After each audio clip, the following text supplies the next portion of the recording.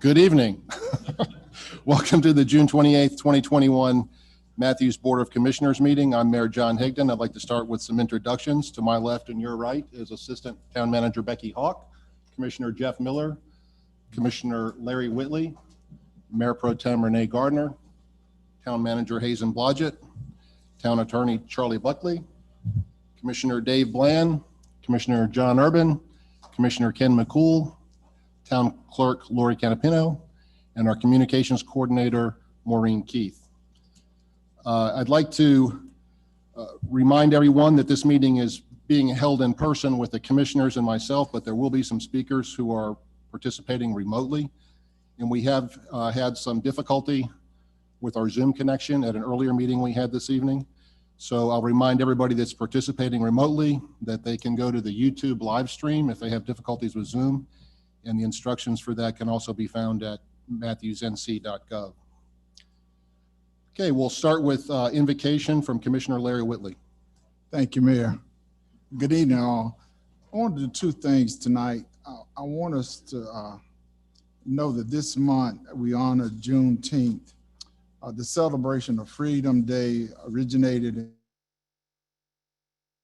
commemorating the Union troop arriving to formally notify over 250 enslaved people of their freedom.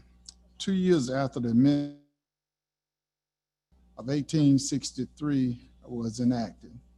This day came to be known as Juneteenth, the 19th. The United States walking a long road of freedom promise. Now Juneteenth is now a federal holiday of Blacks' resistance for joy and reverence of the history of Black America and the interesting reality of American history. Juneteenth, June the 19th, now federal holiday. Also, I would like for you to join me in prayer as we pass the town budget tonight, but also as we remember those 10 persons that have been found dead and 151 missing persons in Miami, Florida in the condominium collapse of those. So would you join me in prayer, those would like to. Our Father, we thank you for yet another day, our very life, our health, and for strength. Now, Father, we pray for those souls that were lost and pray for the survivors and the rescue and those fire and EMS who are risking their lives to save. We ask that you will cover them. We know you are a wise God and there's no mistakes that you make. We don't understand why sometimes, but we understand that you have a master plan. Now, Lord, I pray for this board and this town as we make decisions of planning and passing the budget.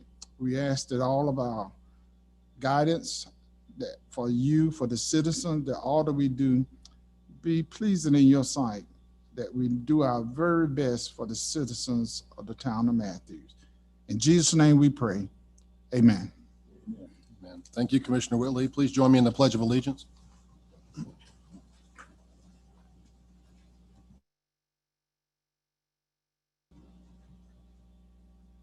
I pledge allegiance to the flag of the United States of America and to the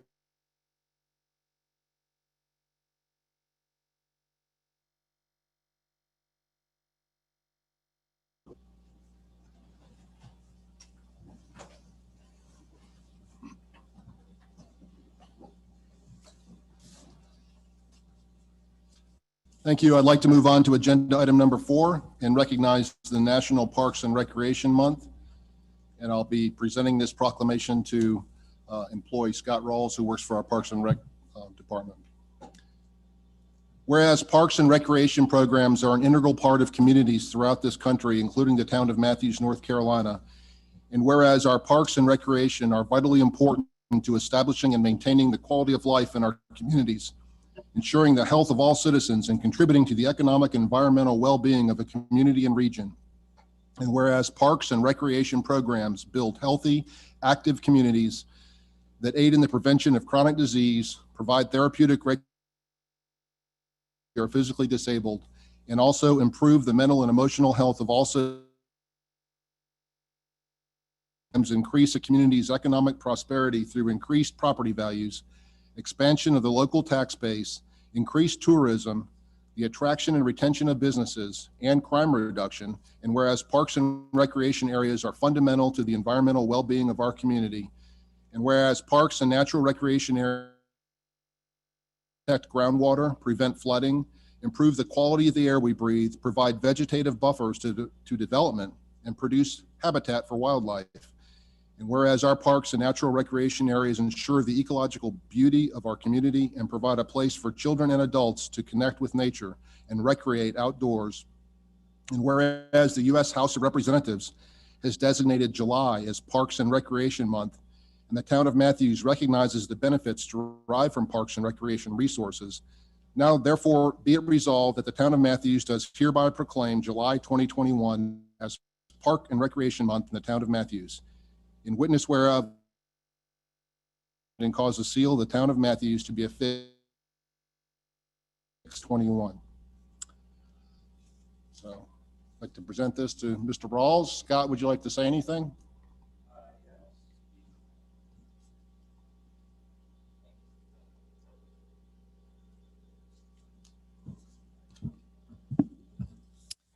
Thank you, Mayor and Board. Parks are at the center of so many experiences and memories for many people. Our local parks, rec centers, and cultural facilities are often the first experiences in nature or introduction to a favorite hobby or physical activity. Parks are places to gather with friends and family for events, spaces to celebrate. Local parks have been essential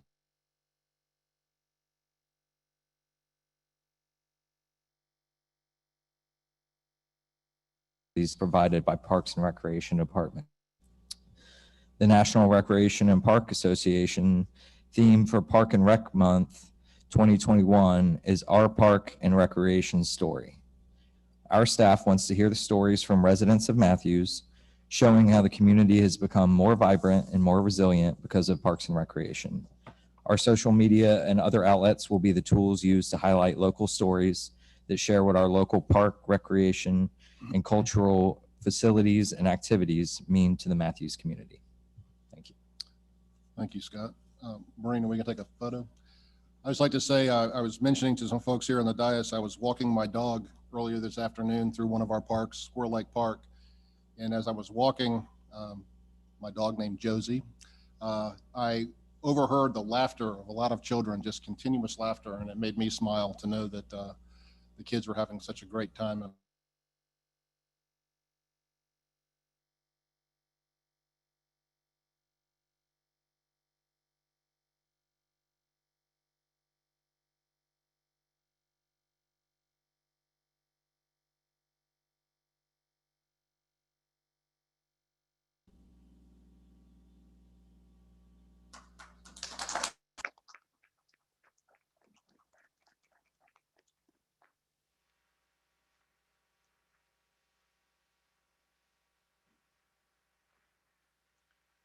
Scott also oversees our community gardens and sometimes reminds me when it's time to come weed. So thank you. I'd like to move on to agenda item number 5, receive an update on CMS student school assignment from Associate Superintendent for Student Assignment, Akeisha Craven Howell. Welcome to Matthews. Thank you very much for having me.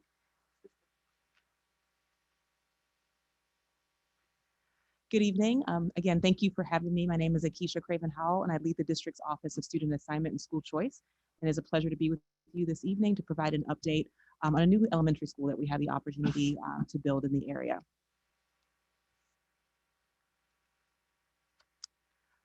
I will just spend a few minutes this evening just sharing with you our board's process for determining new school boundaries.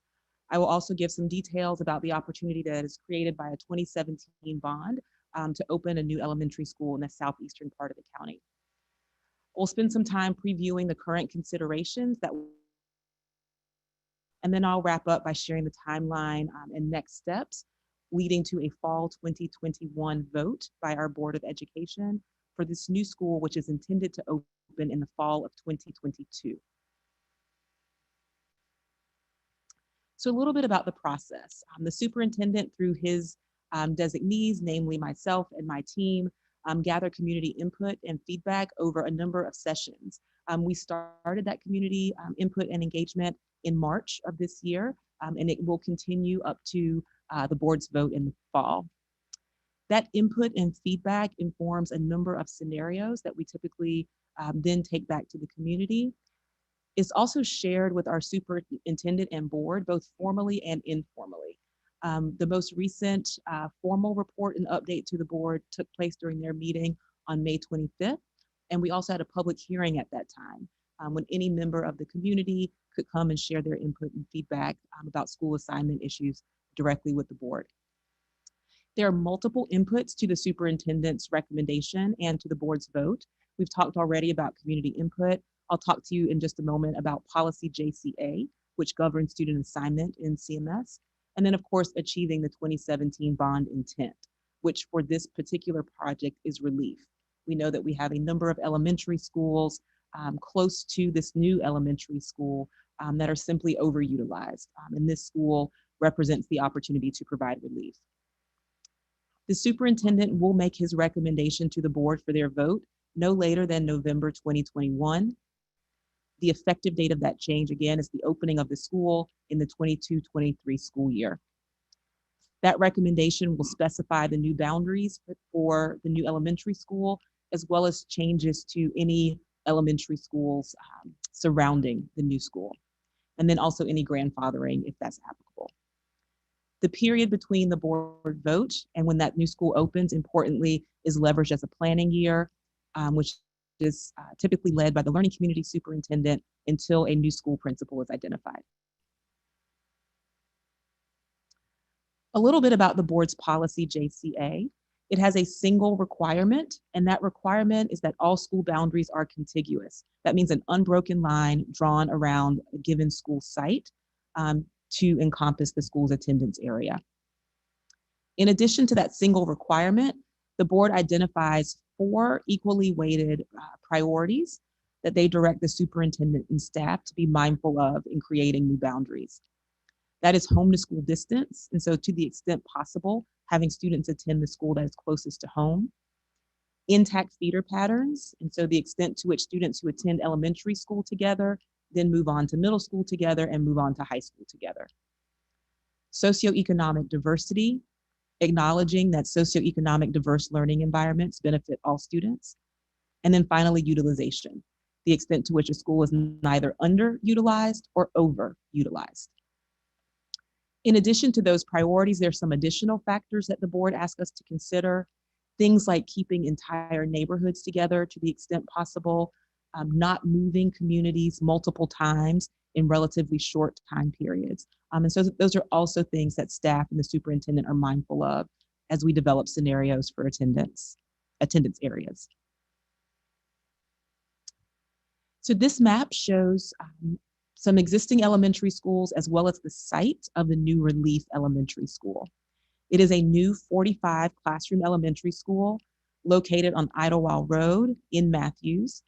It is on the existing Mint Hill Middle School campus. The new site is physically located within the Crown Point Elementary School boundary, and we'll talk in a minute about why that is particularly relevant. When we look at these surrounding elementary schools, Matthews Elementary, Crown Point, Piney Grove, Lebanon Road, and Bain Elementary, students in these elementary schools continue on to a number of middle schools. They include Crestdale Middle School, Mint Hill, Northeast, and Albemarle Road Middle Schools. That group of students then continues on to just 2 high schools, Independence and Butler. Because the board's policy for student assignment requires that all school boundaries are contiguous, that relief site located within the Crown Point attendance area necessarily means we will have to assign some students who currently attend Crown Point Elementary to attend the new elementary school. It is not possible for me to draw a contiguous boundary around the site of that new elementary school and not affect the Crown Point Elementary attendance area. That creates more space at Crown Point Elementary than we need, and that creates an opportunity to provide relief to Matthews Elementary. And so though this bond project was initially created to provide relief to Bain Elementary, Lebanon Road Elementary, and Piney Grove Elementary, its physical location requires that we provide relief to Crown Point and creates an opportunity to provide relief to Matthews Elementary.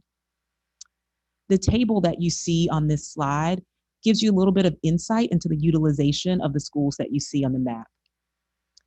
The first column of data is the 1920 enrollment.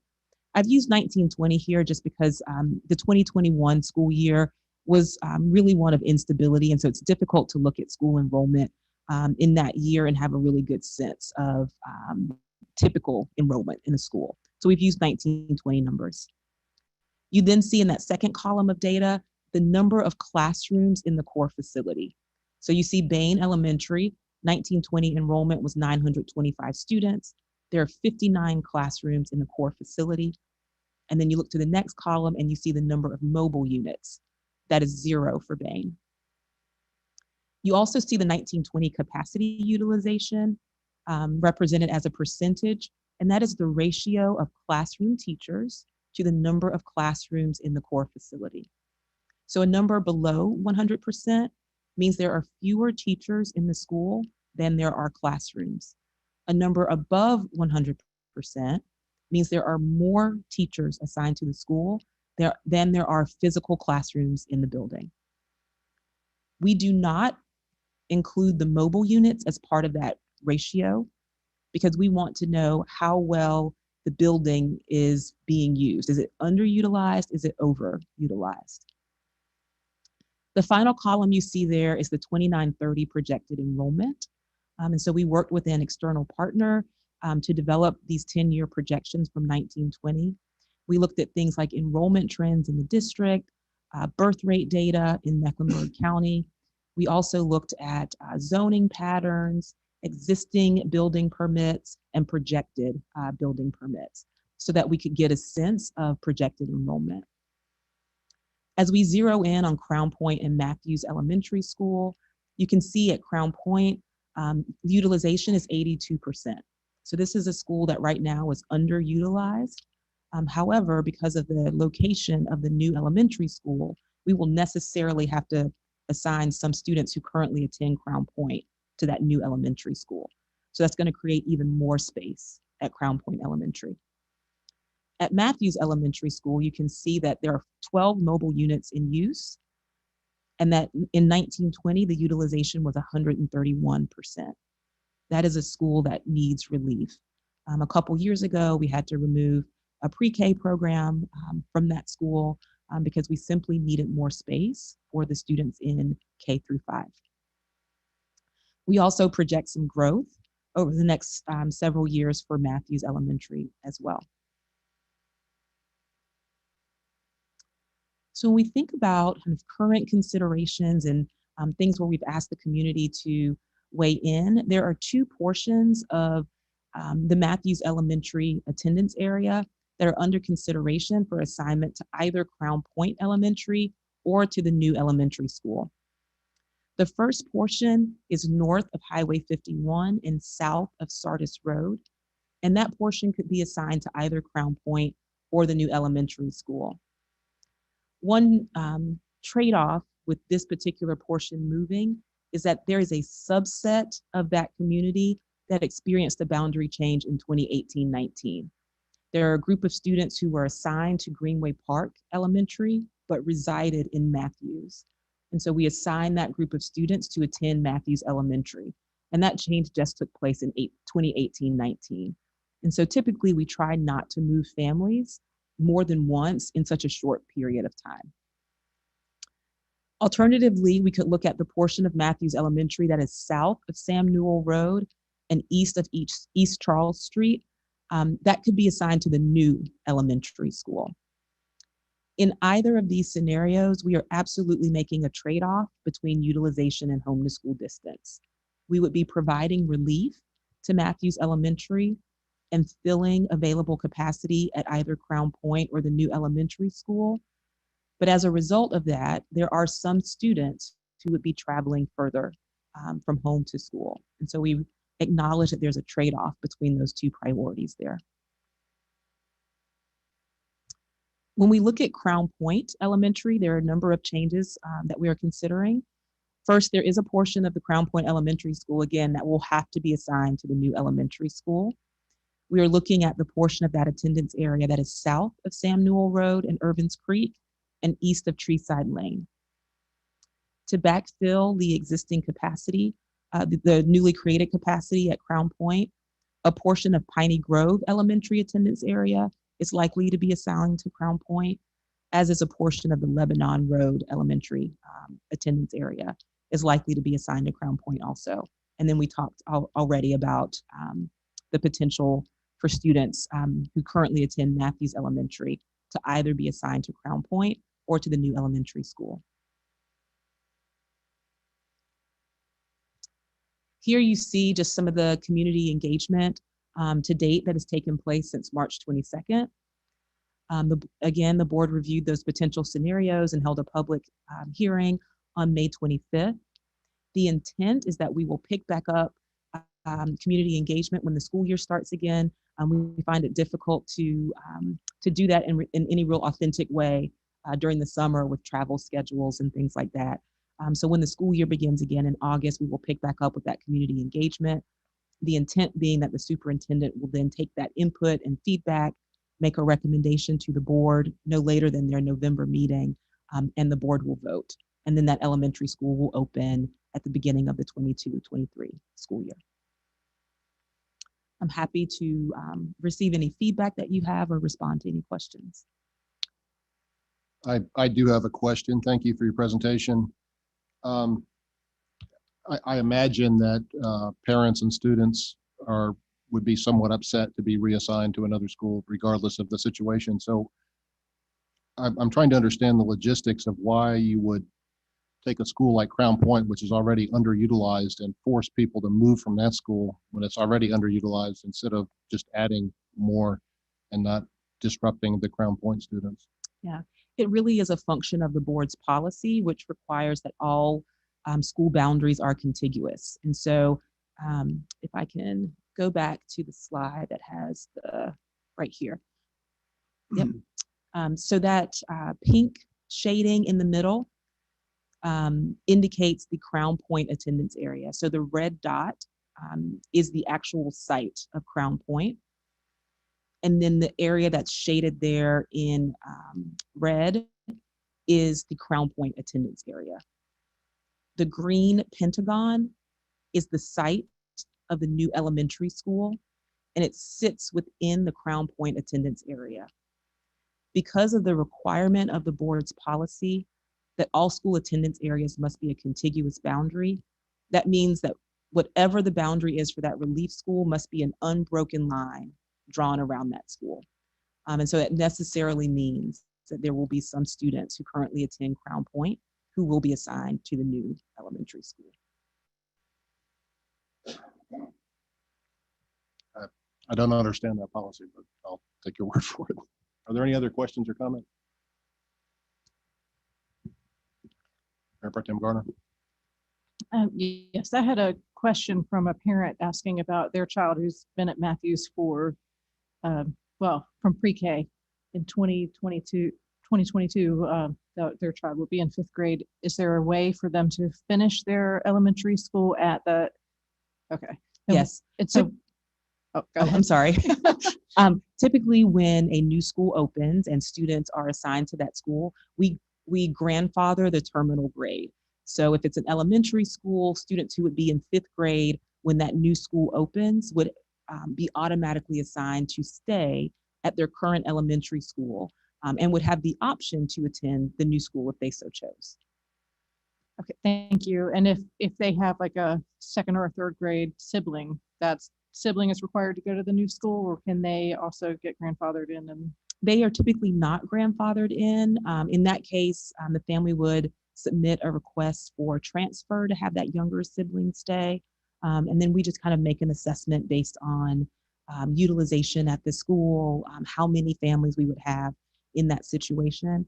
But certainly it is our goal and priority to keep families, excuse me, together at the same school whenever we can. Okay, great. Thank you. Absolutely. I have another question. Is the Relief School going to facilitate the elimination of any of the extra mobile units at any school? It should completely eliminate the need for mobiles at Crown Point, and it should significantly reduce the number of mobiles needed at Matthews Elementary. It is all a function of how large a portion of the Matthews Elementary attendance area would be assigned and how many students are in that particular area. Mr. Blodgett? One of the things I've found in experience working with the town of Matthews is residents come to the town for lots of like Duke Power, cable, you name it. I'm assuming as the date gets closer, we're going to get flooded with inquiries like, why can't the town, or why isn't the town doing anything about this? How can we help you get the word out so that basically they can come to y'all, the decision makers, instead of really flooding our emails with, Amen. Amen. okay, so Yes. you What- understand the Yeah, question. I do understand the question. I am happy to, once the school year is up and going again, and we begin scheduling additional community engagement sessions, I am more than happy to share those dates and opportunities with you all as well. So that as you get those emails, you can share that information. We also, on our planning team, there is a general email, planning@cms.k12.nc.us. And so any inquiries that you get via email, certainly feel free to forward those along to us, and we are happy to respond. Commissioner McCool? My question is, when will we see the numbers, the capacity utilization, when will we see updated numbers based on the school? Maybe, Based Okay. on the new elementary? yes, based on what the relief site will do. Yep. So what we will do is as we develop those scenarios, we can look at, well, how many students would be moving from any of these existing elementary schools into that relief site. And so then we would update this chart for what we would project for that new elementary school to be in terms of utilization and enrollment, and then what the effect would be on the surrounding elementary schools. And so when we have those scenarios to share with the community when we reconvene in August, we will have that data for you. Absolutely. Does the new relief school have a name? It does not. So that process typically takes place after the boundary is developed and a principal is hired, and then the principal engages the community in a naming process. And so, yes, it does get wordy for quite some time to keep referring to it as the new elementary relief school. But that's the hand I'm dealt. Any other questions or comments? Seeing none. Okay. Thank you, Ms. Craven-Howell. We appreciate your presentation. Thank you very much. Mr. Town Manager, do we have any items to be added to the agenda? No, sir, Mr. Mayor. And Town Clerk, Lori, I understand we don't have any public comment tonight, is that correct? Move on to agenda item number 8, the consent agenda. I'll make a motion to approve consent agenda items A through H7. Second. Have a motion from Commissioner McCool, a second from Commissioner Urban. All in favor? All opposed? That passes unanimously. Thank you. We'll move on to unfinished business. Item 9A, consider a request for town maintenance of Chimney Hill Road and Overwood Drive. CJ, are you going to present this? Yes, thank you, Mayor. I didn't expect to get to this so quickly. As the board is aware, there are two roads that are currently considered private in Matthews, Overwood Drive and Chimney Hill Road. They're located behind the Walgreens and connect to the North End area. Normally, I'm sorry, back up a little bit. This was developed as part of a private development for townhomes, and also the lots that had the Walgreens and the Charlotte Metro Credit Union. That was back in 2012 by Con Development. We had been going through the process of taking over those roads starting in 2012, and then there was a lag where we didn't hear anything. In 2018, we were notified that Con Development had gone through bankruptcy. So the roads are there, and there are just a few things that really need to be done that where we would normally bring them up to our standards to take over. They're in fairly good condition. There's some signs that need updating, a few ADA ramps that really need to be redone, but generally there's not a lot of work that needs to be done. There is not a bond available for us to use to do that. Based on the kind of public nature of those roads, where they connect, staff doesn't feel that it's fair to go through the assessment process that we would for a lot of the other neighborhoods to bring them up to our standards. So staff recommends taking them over as is, taking over the maintenance. If we do that at this meeting, then we can add them to our Pell Bill map and start taking in money for those roads. Though it's not significant, it's like $200 a year, I think.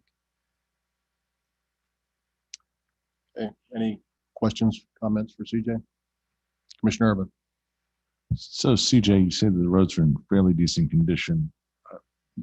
Do they meet our paving spec and our standards? They meet the specs that were there when they were built. Oh, all right, stop. So what are our specs today versus what was built?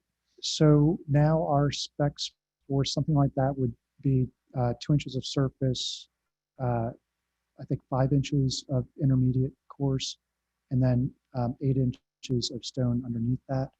I have not cored that, but my assumption is those were built to commercial standards, which at the time would have been somewhere around 8 inches of base. I would say 3 inches of intermediate and 1.5 inches of surface. So maybe 1.5 inches less of asphalt than we would require today.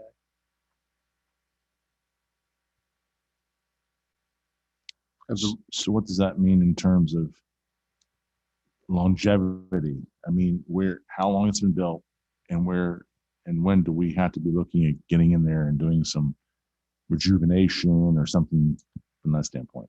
Right. So some things I'd want to do fairly quickly, rejuvenation being one of them. The road is in decent condition. Going out there's only a section of it that looks like it's has aged. That's at the corner of Overwood and North Trade Street. There's an area there that it's that probably should be milled and resurfaced. But the rest of it is in good condition. You know, a lot of it depends on the traffic that goes through there, and that does not take the amount of traffic that like many of our, I say, larger neighborhoods take. So the section of pavement that's in there should be significant enough for it to last the 20 to 30 years we typically see from a neighborhood road.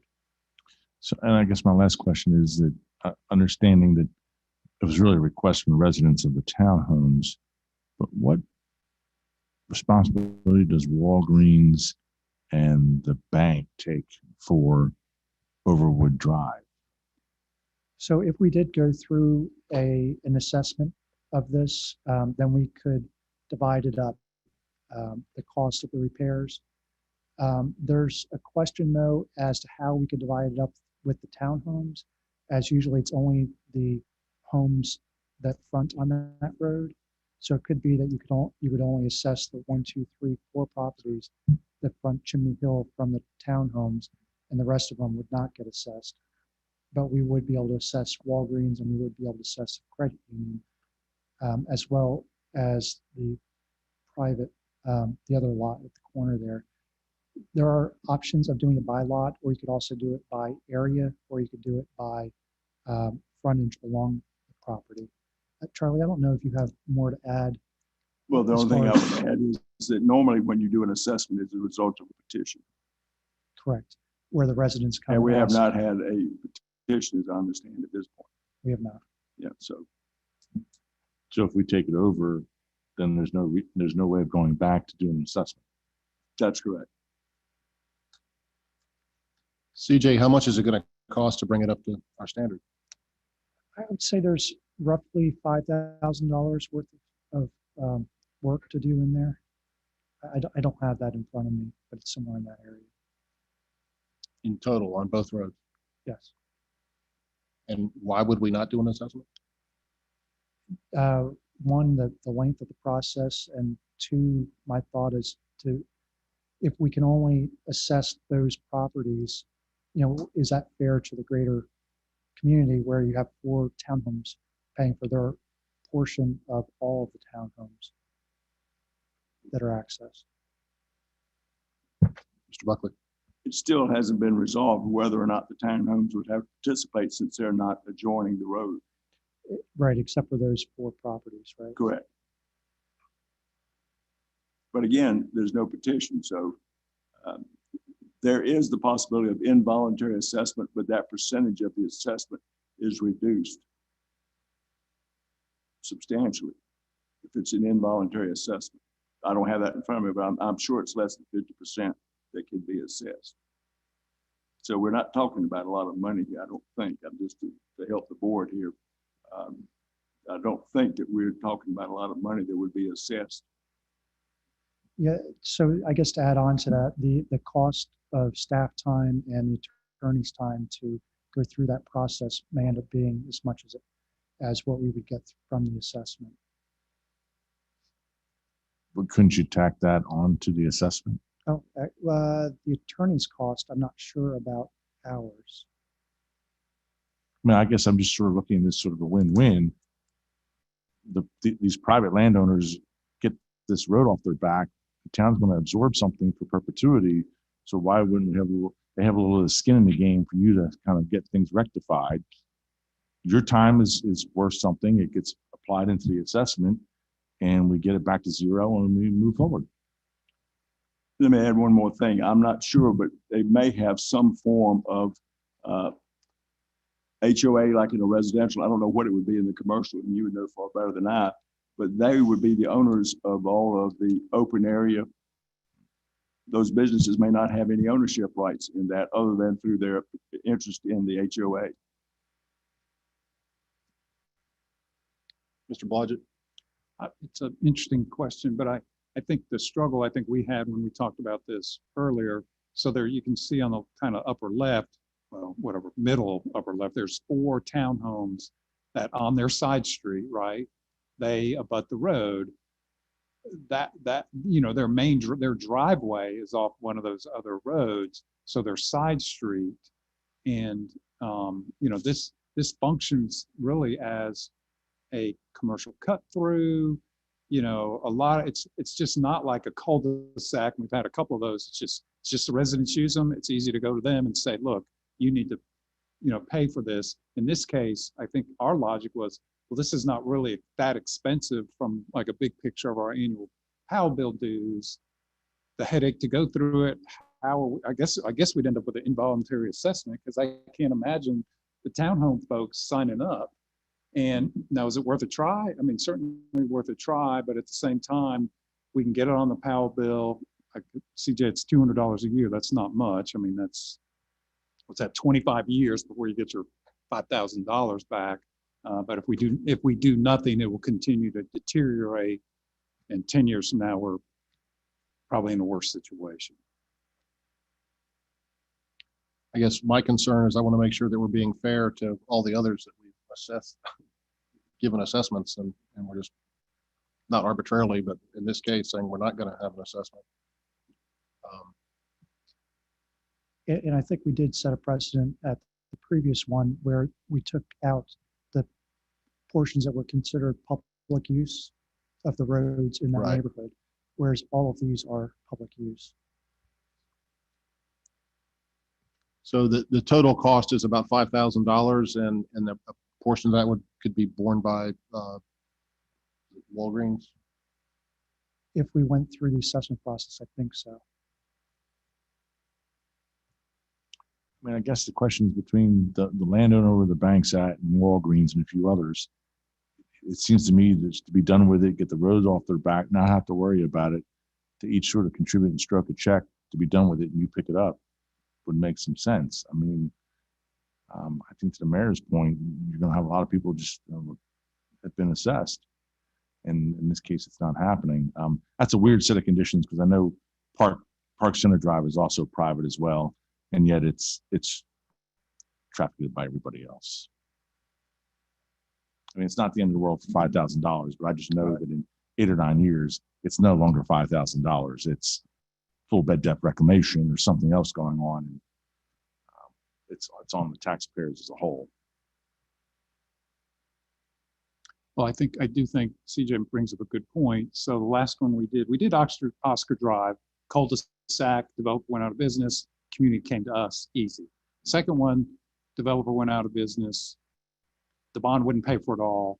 I think we kind of helped, maybe we initiated it, but then we said, okay, some of this is just for the residents, but some of it's cut through for the neighborhood, and we took that out. So there's a precedent there. I mean, if I were a neighbor, I would argue everything in red is a cut through. That's not serving my neighborhood. I'm not signing up. Now, I guess then the question is, can we go to these bigger corporations and approach them and, can you contribute $2,000 each? And then we get out of it. Maybe they can. Well, the only other thing I would say is the mayor and I tried to call these Strong Haven folks because their trucks in Hattiesburg, Mississippi last week, had the phone number, talked to the receptionist, and she said, just a second. And then she said, he's not in. So in my mind, it's like, they don't want to talk to us. And getting folks to talk to you can be difficult and time consuming. We So, put bollards up and chain the entry to their driveway. yeah. Yeah, another concern I have is we're overwhelmed with paving needs in the town, and to take on additional mileage of roads when we're not even keeping pace with what we have now, it concerns me, and especially to do it for free, or just take it on and throw it on the taxpayers' back seems unfair. But we don't think we're going to need to pave it for, did I hear you say 20 years because of the condition of the road? So I would say from now, maybe 15 to 20 years, roughly that area before it would need to be redone. And that would be whether or not we made those repairs now, it would still be that length of time before it'd have to be redone. So let me ask you this, so we're not in the game right now. So who takes care of Overwood and Chimney Hill? No one.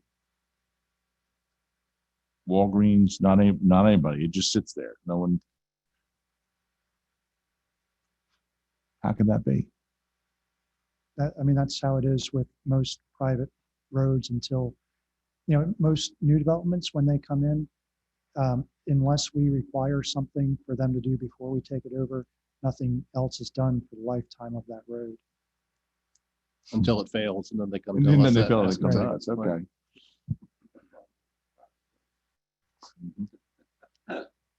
What's the will of the board? Commissioner Miller. I'll make a motion that the town begin maintenance of Overwood Drive from North Great Street to its intersection of Chimney Hill Road and Chimney Hill Road from Matthews Township Parkway to the property line of Park Center, and approve the associated resolution adding the streets to the town street system. Do we have a second? I'll second. I have a second from Commissioner Bland. Is there any further discussion? Real quick, Mayor, can we also do the speed limit ordinances and stop sign ordinances Sure. as well? And establish the maximum speed limit and placement of stop signs. I have a motion from Commissioner Miller, a second from Commissioner Bland. Any further discussion? All in favor? All opposed? So I'm the Lone Ranger opposing that, so that passes 6-1 with me standing in opposition. That's right. Good luck finding it. Going to move on to item 9B, select consultant for 335 East Matthews Street visioning process. Mr. Camp.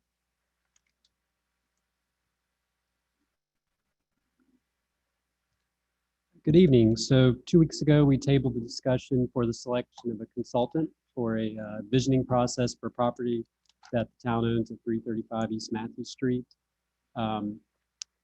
There was some concern about the consultant that the town staff had recommended, which was Stewart Design, based on some recent work they've done for the town.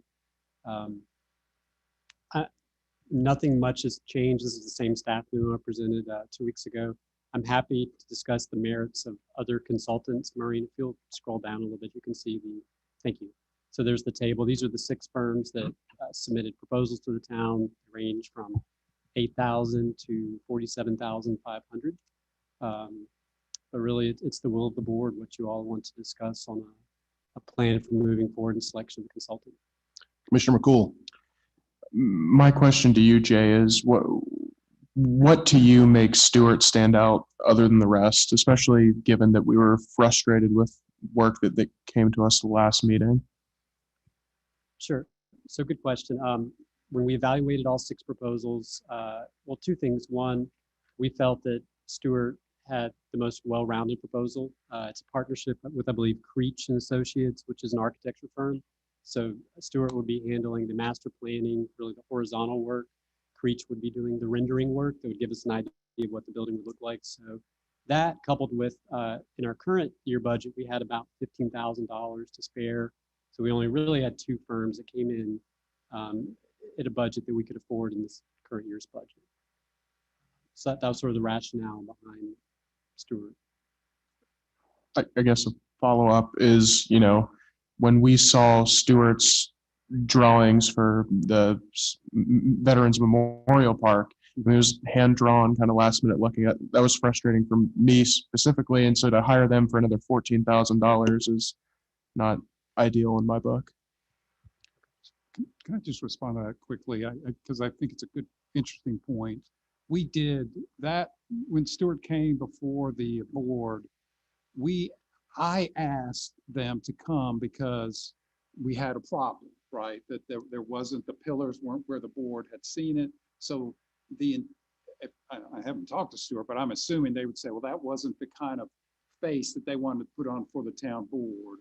But in my mind, it's like, look, let's get this boundary issue of the park straight. That's more important than kind of rudimentary drawings or however you'd say it. So personally, I would not ding them because for me, the point wasn't so much the look, it's making sure we got those pillars straight, and then y'all see a dressed up, more of a dressed up version. However, I did think some good points were brought up at that meeting from this board as well, but I wanted to at least acknowledge that. Mayor Pro Tem Garner.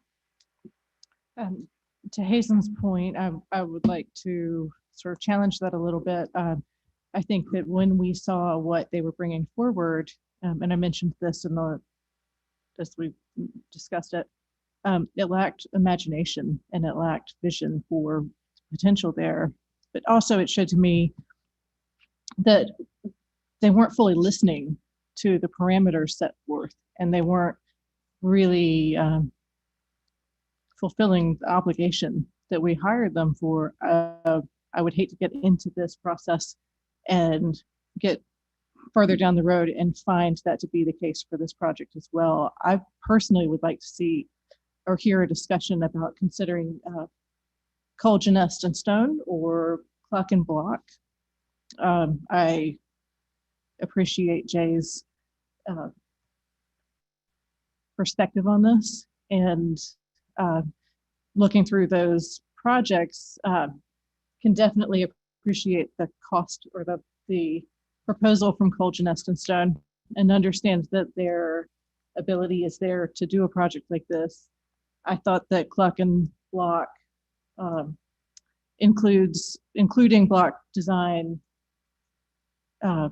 They are familiar with Matthews. They have an understanding of the aesthetic of Matthews. They have an understanding of what we are looking for, but they also bring a different level of energy and a broader perspective to what could be an interesting space in Matthews. And I think, we could really get an exciting use of that land back from them.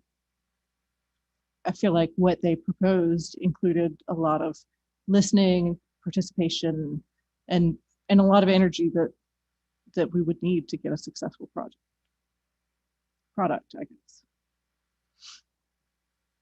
Jay, I've got a question. You ranked Stewart #1 based on the consideration of being, I believe you said, less than 15,000. So if money were no object, how would you rate these firms?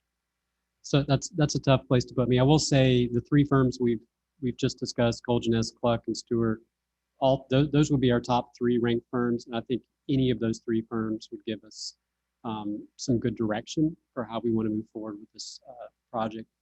Looking at purely at the portfolio of projects they've done in the past, I think Colgin Nest is the best fit you look at their website, read the RFP response, they specialized in a lot of urban mixed-use infill projects that tend to be more complicated on smaller sites. These are not larger 5 and 10 acre master plans communities. Having said that, Cluck Design, their setup is a little bit inverse. About 16,000 of that fee is the architecture firm's fee. So you can see that the architecture firm is driving the creative design process with Cluck, and Block is handling refining the site plan. At least that's how I understand it in reading through. My recommendation to you this evening would probably be to go with Cold's Nest with a pretty hefty contingency if we want some additional architecture or rendering work done. Because I do think that was where they were the lightest on their proposal, that they would do their rendering work in-house. Whereas Cluck Block, you're getting in LA, you're getting a landscape architecture, civil engineering firm partnering with an architecture firm. So you have everyone in the room. Commissioner Urban. So what you're saying, Jay, is if we went with Cole Janess, we could have a fairly significant contingency to work up. I think you said you budgeted about 15,000 for this exercise. So if the board saw the 2D aspect of Cole Janess and wanted to bump it up, I'm sure Cole Janess could bring a design team to the table and continue to add to it. I just don't know what we need to be going for. And I would just rather do it in baby steps and sort of see what the deliverables are. And if the board wants to continue to see more visualization, you have the contingency up to your $15,000 in which to work from, which I think would be good. I've worked with every single person on there, and Cole Janess is just as competent as the rest of them.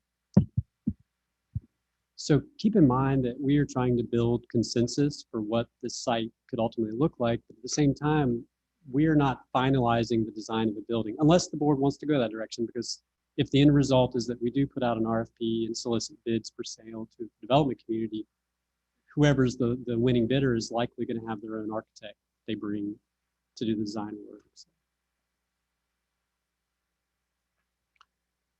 Any further comments or questions or motions? I'll make a motion.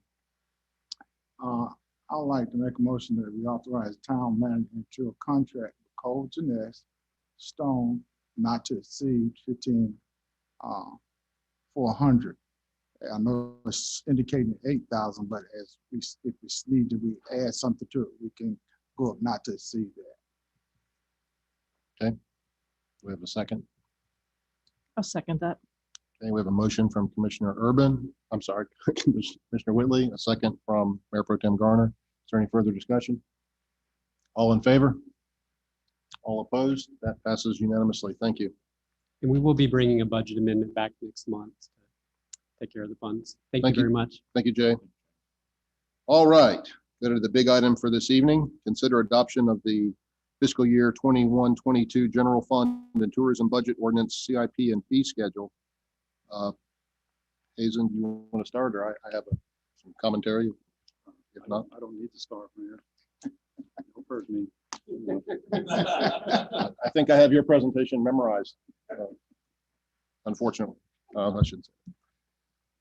I do want to make a few comments prior to our budget vote, and I want to start by saying this board, like many other that many or most all of them have preceded it, strives at every turn to be fiscally conservative and to be a good steward of the taxpayers' money. We all live here just like as everyone else does, and we're taxpayers as well. Balancing the needs of the community and the level of service residents desire is never an easy task, and the shared goal of town staff and these elected officials that sit in this dais is to keep the tax rate as low as possible while still providing the level of service that you expect when you live in Matthews. And as our population has grown, so have our operational expenses. I will say that this is the 8th budget that I participated in, and it's been the most heavily debated. Really just unbelievable. I can't tell you how deeply we have dug into this budget to try to cut it, try to tear it apart. I'd like to particularly thank Mayor Pro Tem Garner for doing an outstanding job of really turning over every single stone possible to see if we could cut this in any way without raising taxes. So let me say to start with, I believe the number one commitment of your elected officials is to ensure your safety.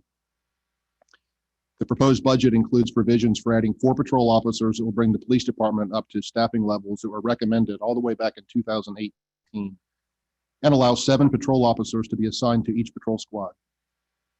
And our fire chief currently manages approximately 80 career and volunteer staff members with no full-time deputy chief, and the new position will help him with emergency incident management, administrative functions, and serve as a backup for the chief as they manage 24-hour operations.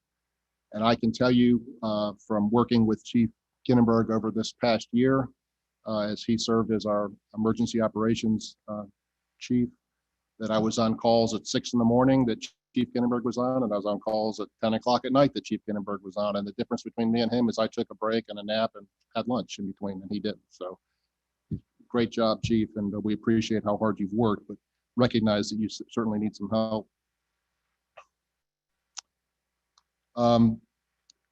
For comparison, other fire departments of similar size to ours and call volume across the state typically have 1 to 3 deputy or assistant chief positions to support operations, and we have none here. Our long beleaguered public works department is in need of a facilities maintenance technician and a landscape maintenance worker, desperately, in my opinion, to manage ongoing workloads. The current department is smaller than it was in 2004. Despite significant increases in the number of roads and sidewalk miles they have to maintain, the acres of park space they take care of, square footage of facilities to maintain, they are stretched to the limit. I'm having a hard time making eye contact with CJ to tell him he's got to wait another year to hire some help. They need the help. They need it now. I recognize that, CJ. This budget also includes mandated cost increases to the solid waste collection program. Commissioner Miller has pointed out that our solid waste fees are a significant portion of our taxes, picking that garbage up every week. Mandated increases to state retirement contributions, those are mandated by the state. We don't have any choice. Pay adjustments for our telecommunicators who are vital to the safety of our town. We need to make their salaries a little more competitive. They fulfill a very important position here in the town, and sometimes they leave for a very minor pay increase to go to Union County or Charlotte or whatever. We need to stop that. And also a 3% merit pool for our employees, which I think is very important. A while back, we conducted a study and we make sure that our employees we attempt to pay them at least 60% of comparables in the region, meaning that 40% make more. And so I don't think our employees, they deserve this merit pool increase, and we're going to lose employees if we don't keep up with what other local communities are paying their employees. So now I'd like to answer a few questions. The first question that I've heard quite a bit, and everybody on this dais has heard, is this has been a really tough year financially for a lot of people. We had a pandemic. Why in the world would you raise taxes now?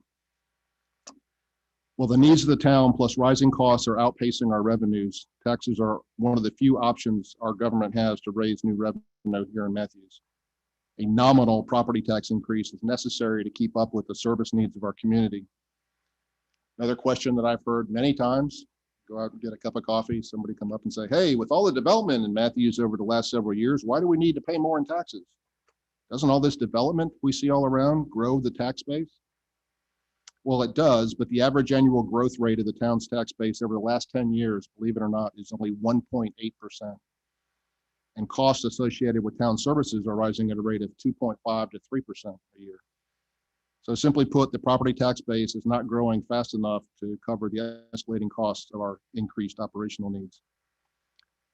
Another question I've heard quite often is, hey, John, the town is getting nearly $10 million from the federal government. How can you possibly raise taxes? What's wrong with you? Well, the American Rescue Plan Act of 2021 is an unprecedented funding opportunity for local governments like Matthews, but as of today, the U.S. Treasury has issued interim guidance that seems to change daily on how these funds can be spent. And our biggest worry from our excellent staff, Town Manager Blodgett and Assistant Town Manager Hawk, are that we don't want to spend these funds and then have the federal government come back and say, hey, that $2 million you spent, you need to pay it back to us because you spent it incorrectly. We've had multiple meetings with people at the state and federal levels. They've used terms like The rules are really squishy. We don't know if you can do that or not. I mean, this is the advice we're getting from the supposed experts. So it's very difficult for us to pull the trigger and to pay for a lot of things with these funds when we don't know if we really can. I want you to know the town is already exploring all options on how to best spend the funds, but we cannot make commitments until after the rules are finalized. Based on the information currently available, most allowed uses of the ARPA funds appear to be restricted to programs and expenses the town does not even currently provide. However, ARPA will likely be able to fund new programs for the town. Examples of programs the town might consider are premium pay for our first responders, completing additional stormwater projects, which CJ would love, affordable housing projects, and funding community-based programs that provide assistance to our citizens that have been most impacted by the pandemic. In other words, ARPA funds will help our community in the near future, but the help will mostly be for new programs, not for our town's regular budget. The town is also required to approve the tax rate and budget by June 30th each year, and with no final rules available before that date on how ARPA funds may be spent and a limited ability to support the town's operating budget, we cannot count on these funds to help offset a tax increase. Here's another favorite question. Why is Matthews the only town in Mecklenburg County proposing a tax increase? Is everybody else doing things so much better than Matthews and you guys have to raise taxes? Well, despite being compared to each other, the other 6 towns other than Charlotte, and I'm talking about Cornelius, Davidson, Huntersville, Mint Hill, Pineville, and Matthews within Mecklenburg County, we are all very unique and we each must set a budget to meet our individual needs for our own communities. Matthews has historically budgeted extremely conservatively throughout the years, for decades really. So there's not a lot of fat that we can fall back on to cover the need for a tax increase. We don't have any extra room in our operating budget to add this needed extra staff or to keep up with increasing costs just based on natural growth of our community. Some other towns in Mecklenburg County, like Huntersville, are growing incredibly fast, much faster than Matthews, and they have enough revenue to meet their needs. Huntersville, I mean, for those of you that have lived here, if you went to Huntersville 10 years ago and compared it to Huntersville today, it's probably doubled in size. Other towns like Davidson and Cornelius generate more revenue per property because their average property values are much higher than Matthews. As an example, if Cornelius had the same tax rate as Matthews, our current 28 cents per $100 valuation, they would generate almost $7 million more in revenue than Matthews every year because their property values are so much higher than ours.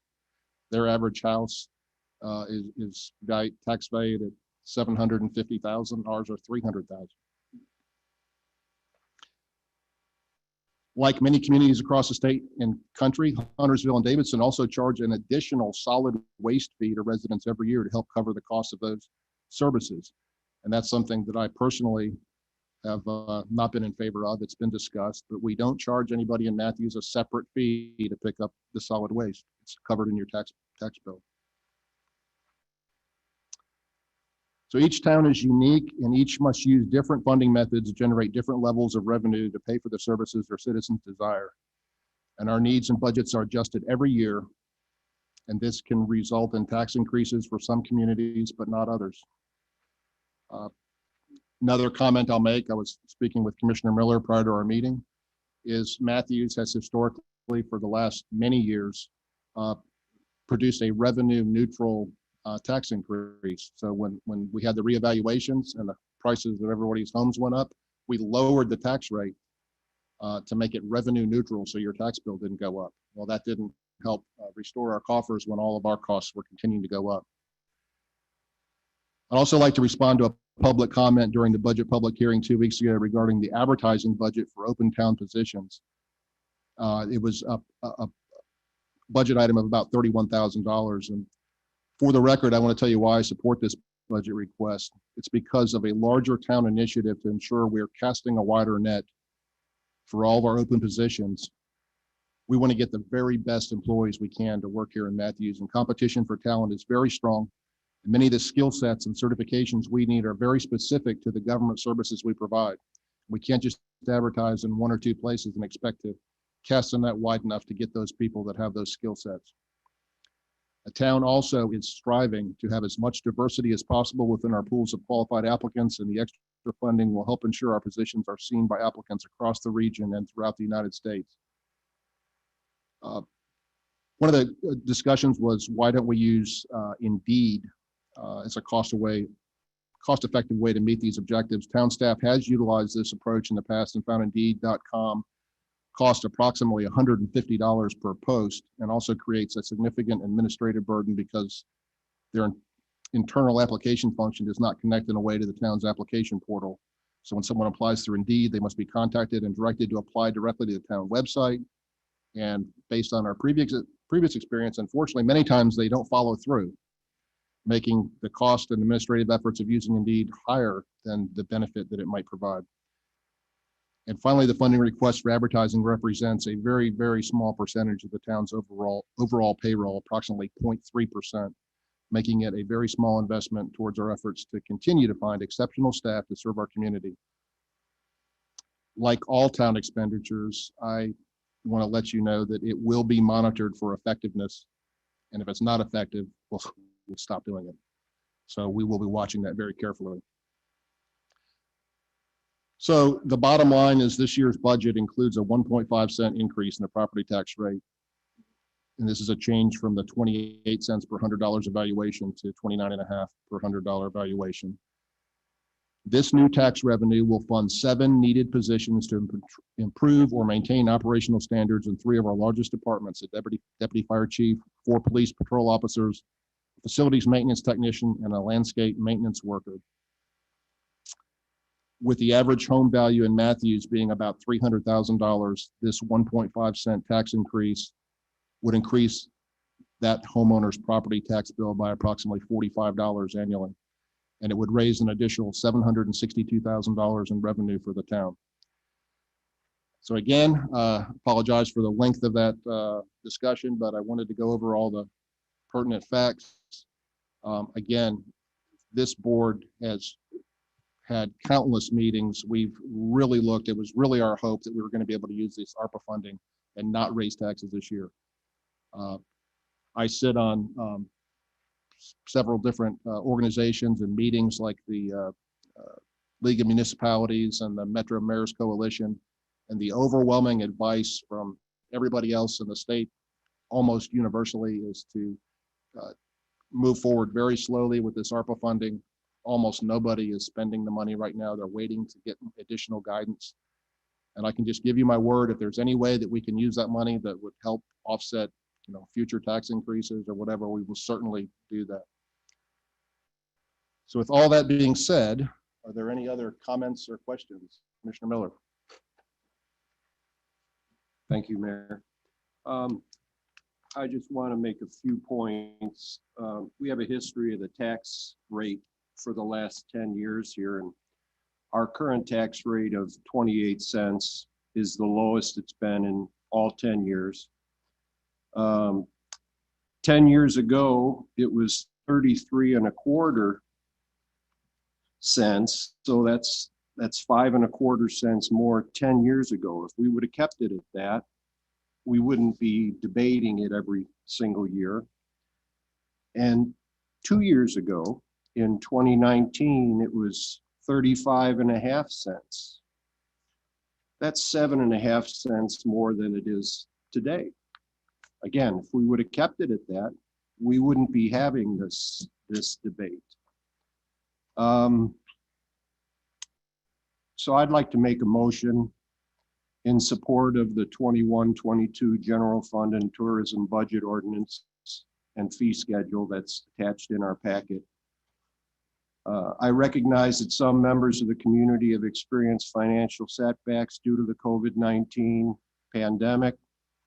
And as an act of good faith towards these community members, this board will affirm its intent to spend $1.5 million potentially from the ARPA funds to help mitigate negative economic impacts in Matthews and put it towards affordable housing. Commissioner McCool. I'm going to second that. I'm going to second that with a comment.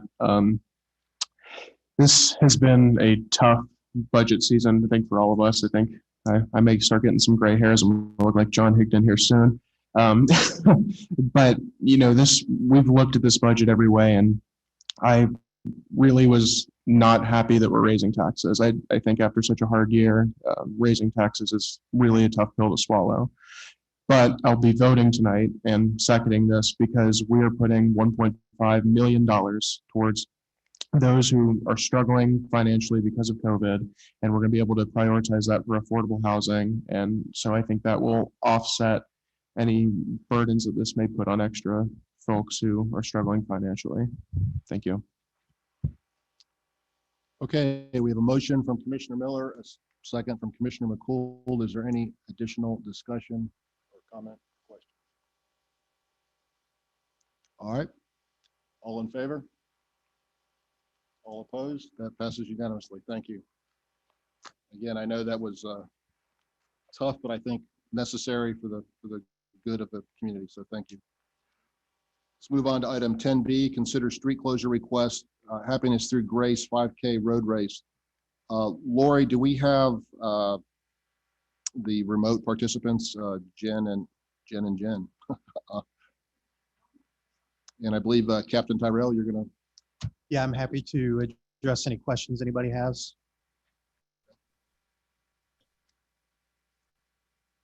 Yeah, I'm here. Can you hear me? This is Jen with Start to Finish Event Management. Yeah, we can hear you. Yes, we can hear you. Okay, great. Well, I haven't been in one of these meetings in a while. I think the last time we put on a race in this location was the Steve Smith Lace Up Sun 5K. And what we're requesting is exactly the same course that race used. So would you like me to go through what the course is, or just be here to answer questions, or what should be my role tonight? We have a map. Yeah, you can maybe briefly discuss the map that we can see on the screen now. Just give us a brief rundown of the course. Yep, let me see. Okay, so the race will start in front of Stumptown Park on Trade Street. It'll go northeast to John Street and take a right. We're requesting that block between John and Main Street be closed for the duration of the race. The finish line is actually on Trade Street, so it's not in the park. It's right in front of the park, and the start line is similar, but in just a little bit of a different location. So the runners will run down John Street in the curbside lane going with traffic, take a right on Kent Drive to cut over to Sadie Drive, come back up to Trade and take a left. And the section between Trade and Main Street, there'll be two-way traffic, two-way runner traffic. We can run those on opposite sides of the street if you want, or we can just go ahead and cross over those runners right when they come up on Sadie Street and run them. We can run everybody in the same lane on Trade, whichever one works best. Then they would continue to run down Trade all the way to Fullwood, take a right on Fullwood, run up to this sort of little cut through that cuts into the Covenant Day School parking lot and sort of on the road that runs around that school. That runs around to Covenant Church Lane, which is just a quick little stretch to get back onto John Street. Take a right on John Street, a right on Irwin, and a right on Main. We did close down Irwin and Main as far as cars going in there. There are neighborhoods along those roads, so we can't totally close those roads down. But when we did the race for Steve Smith, we did not allow cars to drive in there for about an hour during the race. And then back down to Trade Street, take a right, and come down in front of Stumptown Park where the finish line is. And how long do you expect the race to take? It starts at 8 o'clock. We need, starting at around 6 to 6:30, so we can set up the start line. And then we'll have everything cleaned up by 10:30. But really, the runners will be running between 8 and 9:30. Okay. Any concerns from the police department? No, this is a route that we've run numerous times in the past, and it's been very successfully done. Start to finish has been an excellent partner with us on these. So we're familiar with it, and we'll have officers at all the intersections to assist traffic as much as possible. Mr. Blodgett? And just for clarification, the work that Public Works has to do and the police department has to do, that will all be, that bill will be paid for by this race organization. That's correct. There's no town funding at all for this. This is the organizers through their fundraising or their sponsorship pay the officers individually, and start to finish handles the cone placement and the signage and all the associated things with street closures. Any further questions, comments, or motions? Mayor Pro Tem Garner. I have a question about how this will work with the farmers market setup and farmers market traffic. The duration of time that the runners are on East John Street is the only really, and it's outbound East John Street, not inbound. So we don't have experience problem with farmers market traffic that morning. Now with South Trade Street, there will be signage to get them to detour up Fullwood to go around. So they would have to go, if you were normally driving up South Trade Street from, say, Weddington Road area, you would turn left on Fullwood and be able to detour around any street closure that's occurring around Stumptown Park to reach Farmers Market. Those are the only, that's the only section that would be impacted throughout the duration of the race to completely prevent vehicles from passing, if that makes sense. That does make sense, but I just wonder what if the event organizer has coordinated with the farmers market to make sure that it fits with how they operate. I mean, they have a pretty streamlined way of working in the mornings, and they bring a valuable asset to Matthews. So I would want to make sure that they have been included in this conversation and this planning. I have not reached out to them, but I will. I appreciate the insight. I'm not totally familiar where that is in relation to this course, so I'll make sure I get clear on that. I'll reach out to them and make sure that we're not impacting negatively what they have going on Saturday morning.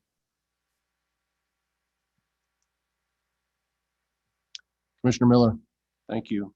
I'll make the motion to approve the street closure request for Happiness Through Grace per the memorandum submitted by Stacy Terrell dated May 19th, 2021. Thank you, Commissioner Miller. Do we have a second? Second. Second by Commissioner McCool. Any further discussion? All in favor? All opposed? That passes unanimously. Thank you. Moving right on to 10C, consider street closure request for the Matthews Chamber.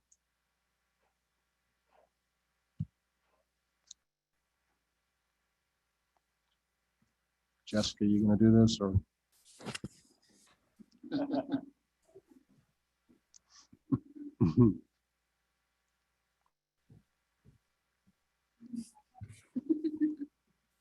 Hey everyone, I'm Jessica Teller. I'm the Executive Director for the Matthews Chamber. So I have two street closure requests tonight. The first one is for our 30th annual motorcycle and auto reunion show. This map that is attached here is the same course that they've been using historically. This will be my first auto reunion show. So I guess we close up at the top. Cars go down here, down the middle, around the circle. And then of course we have an access for book drop off as well, and keeping that public parking open. The closure would take place approximately at 7 a.m. on the September 6th and would reopen approximately on 4 p.m. on the 6th as well. The second town street closure request I have is for a new event. It is our art walk that's being rebranded. It's called Fall for Matthews. That would take place October 16th. It's the exact same map that we have used previously for our annual art walk show, just rebranded and now Fall Festival. So keeping parking open, accessibility to the chamber and around by the library, and again, another book drop-off.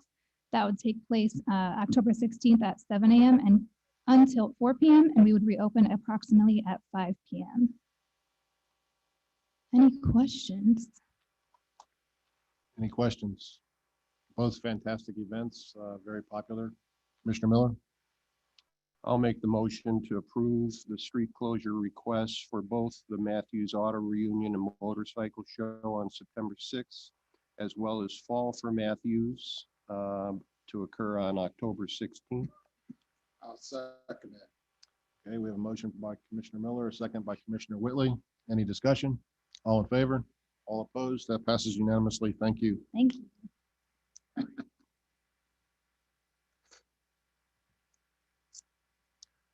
Move on to item 10D, consider request to reinstall traffic barriers in the right-of-way at Stumptown Station, North Trade Street. Jay, I'll tee this up a little bit. So we have looked at this, and I think what Jay's going to talk about is parklets and kind of mobility study and kind of the bigger picture.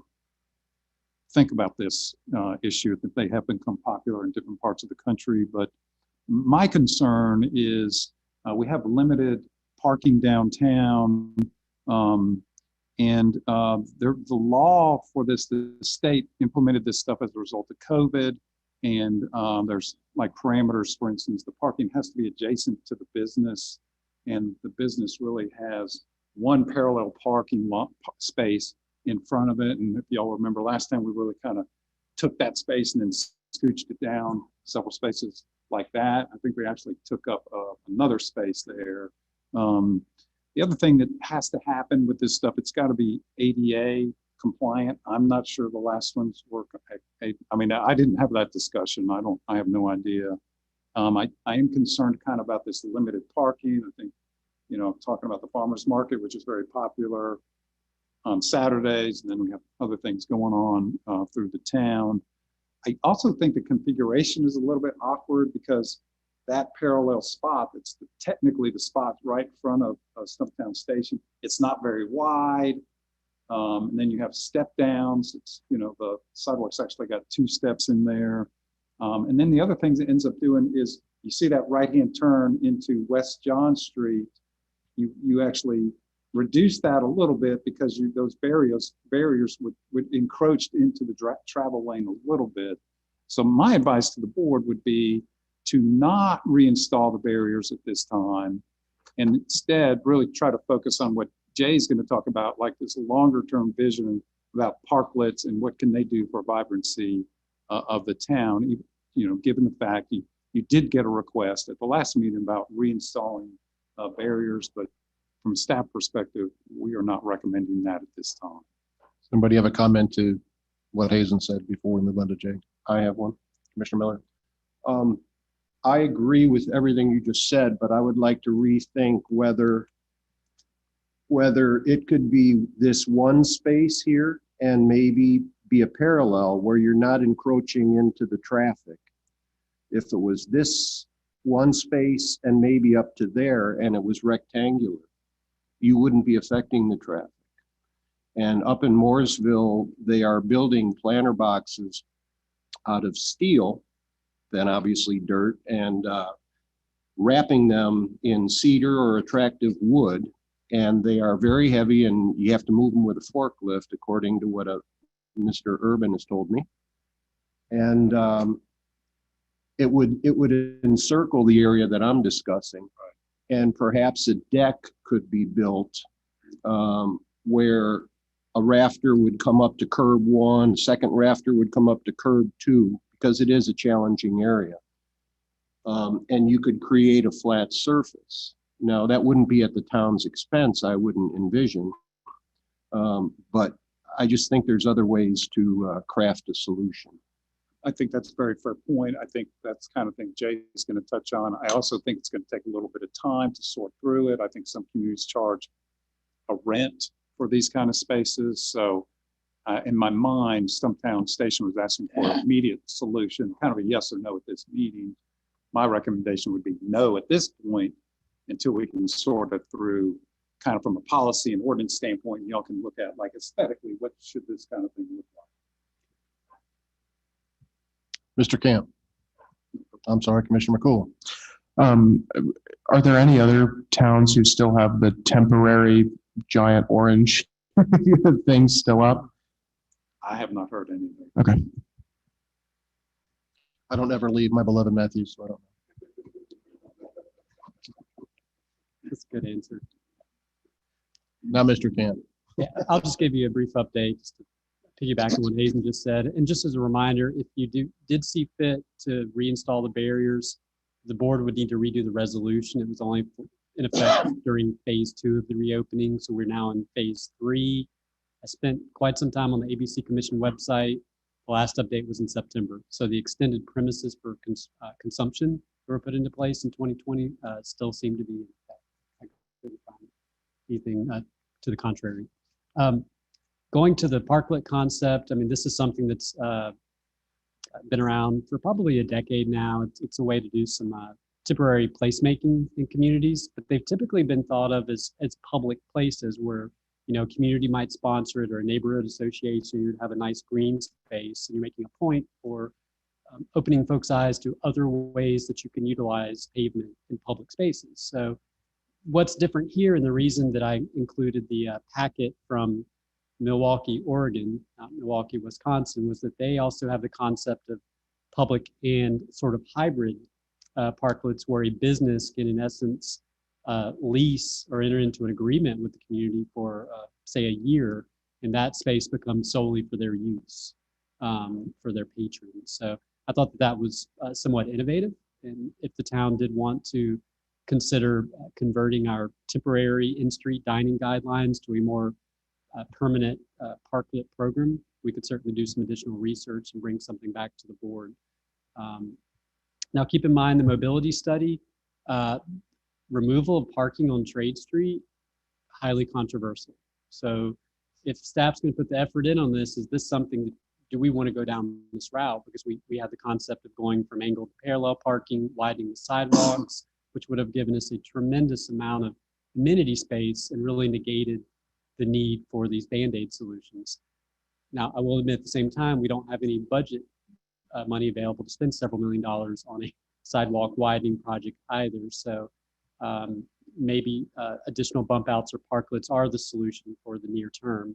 I will also add that Block Design will be joining us on July 12th to bring us the very long awaited streetscape design plan draft to the board. So we sort of put that project on hold from, I guess it's been in process for almost 2 years, but with the mobility study, we put it on hold. And just to remind you all, that's the concepts for creating a design plan for the sidewalks from curb to building face. So hopefully we'll have some more design work to share with you in 2 weeks.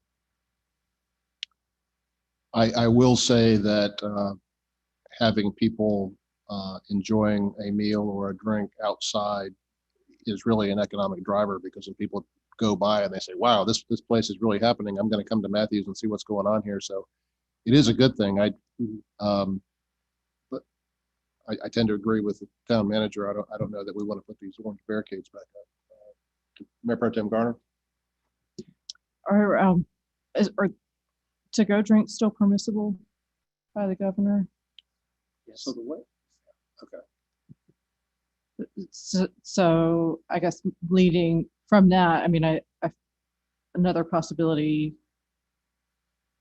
maybe I should go back, or I mean, I'm not sure if, are we addressing the Stumptown issue, or are we moving on to the parklets? And what's the,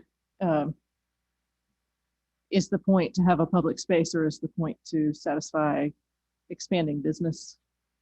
I think the ask was specifically from Stumptown Station.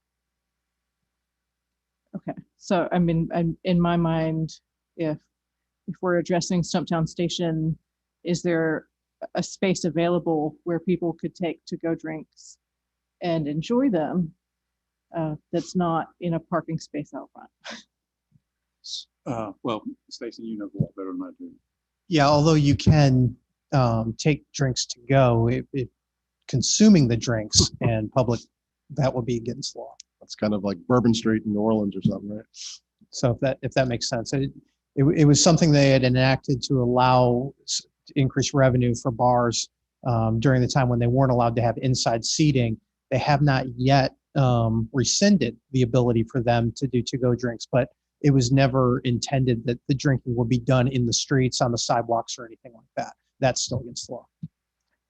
It has to be sealed when it leaves the bar and you were supposed to take it home. Okay, and I guess my question is, or could the town permit spaces for drinking, or like we do at the park sometimes? Could we create a space where, even if it's not Stumptown, you could get your to-go drink, enjoy it up here on this lot by the nail salon, Didn't we do that for a festival? What was that Positively Matthews. I was thinking it was or whatever, St. Patrick's Day. I thought we did something allow folks along on North, on Matthews Station Street.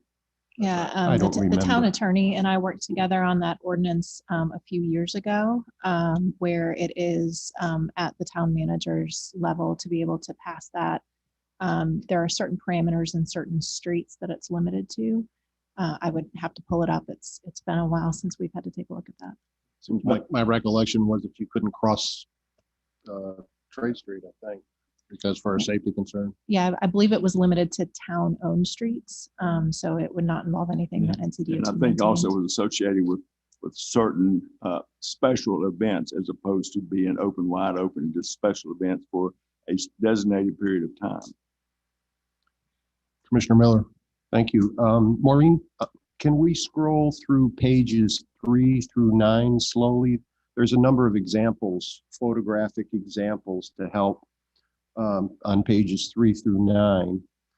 And I'd like to bring up the point, would we be able to create a parklet on Library Lane?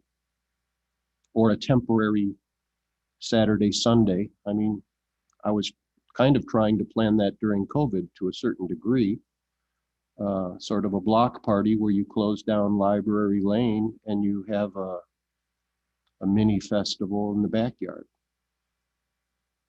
I don't know if it's, if it's the best answer. I'm just trying to think outside the box, and it wouldn't be expensive. So I see a couple issues here. One of them is kind of the parklet concept. What can that look like that's aesthetically pleasing? And then where would it be appropriate? The community feel comfortable with it, the board would like it, and does it help businesses? And then how do you lease it to the business? Some of these parklets, I think, are for public use, right? Anybody can do, and somebody can camp out there all day and mess around on the Wi-Fi. So I think some of that is kind of what's the community want? Is there a way does it help break up, let's say, North Trade Street a little bit? Or could you use the railroad parking lot, right? I mean, there's some, take some spaces away. So, and then I guess the third concept is really kind of this festival, which would have a kind of festival-like atmosphere that would have drinking, right? Some kind of controlled environment like we've done down at Stumptown Park. We could certainly explore that. I guess we're looking some of these we're looking for direction for the board, because traditionally we've been pretty conservative about alcohol. I remember when I first got here, we didn't serve alcohol at the community center. And that was kind of a debate 15 years ago. So it does seem like we've moved in a different direction about alcohol in public spaces. But it's really a community value that the board, I think, needs to help this. I mean, we can give you ideas, but y'all got to say, no, that we're not comfortable with this, or we do like that. Mr. Buckley. I was just going to add too that we have to make a distinction between beer and wine and mixed beverages, because mixed beverages would be covered by the ABC guidelines, and I don't think we can't do anything that would expand ABC permits. But I think we would have and have proven to have times where we can allow in the public sector beer and wine to drink, but not mixed drinks. Does Stumptown serve beer and wine? Yeah. But they favor specialty drinks, hard drink. My recommendation was maybe we table this because a lot of ideas have been floated up. Look at the pros and cons. I certainly would like to have the police input on any of these suggestions that, so maybe we table it for a couple weeks. Mayor Pro Tem Gardner. Yeah, I'd like to add one more comment. I mean, I do think if parklets are an answer, there are like prefab parklets that Stumptown could order and bring in something that's attractive and already, you know, up to the standard. And or could they come back to us and say, hey, we found this one, would you approve this for us? Could we give them some sort of direction to while we deliberate what the bigger picture is? Well, I think, and correct me if I'm wrong, but I think it's a consensus of the commissioners and myself not to expand in the area they had previously because it's too big. And I think even the applicant said that they didn't want to do that. They wanted to consider a smaller space. So, I mean, I think that's what these prefab ones are, like 1 or 2 parallel spots. So it's not the Right. same. You know, I mean, if we ask them to come back with something more specific so that they can go ahead and get moving on some ideas, and then we could vote on that specific and then discuss what the broader vision for the town is. That way they have the ability to make up some of their lost revenue from COVID. yeah, we could maybe permit something temporarily before we decided on a permanent parklet solution if we're going to go that route. Commissioner Urban. I mean, I think that's a reasonable interim solution. They need to have skin in the game. Let them look for the appropriate type of temporary parklet. They in some regards have that one parallel space in front of their location. Okay, it's 10. Let's say it's 10 by 20, 200 square feet. That's 13 to 15 people, tables and chairs. I think it's a good compromise, at least in the interim. But my recommendation is a parklet isn't about serving alcohol or an extension of the restaurant space. It's about public space and writing in the sidewalks, basically. I'd like to see the planning staff develop a parklet program. All the communities around here are developing them, or if they don't already have one.